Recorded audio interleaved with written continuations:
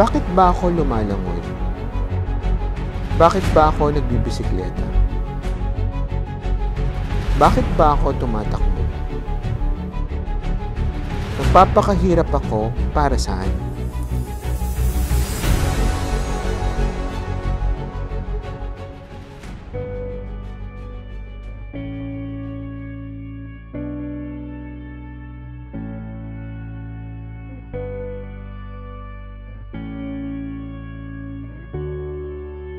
Ginagawa ko ito dahil dito ako nakakahanap ng katahimikan, kasiyahan, kalakasan, at kaginhawaan.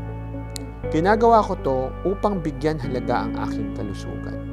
Hanggat sa pagtanda ko, maging disiplinado upang mapanatili ko ang aking kalusugan.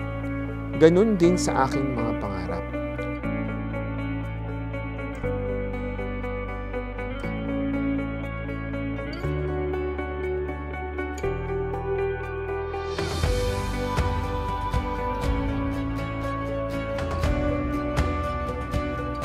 Alam ko, dapat ako maging disiplinado.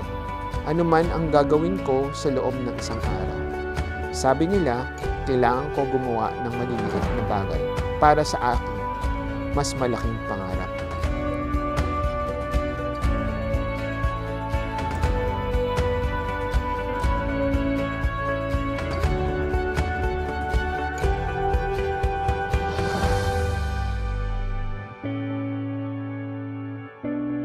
Lahat nagsisimula sa maliit at ito'y lumalaki rin. Hindi mo alam na susunod na pagkakataon nandoon ka na pala. Mike Chan, Adventure Millionaire.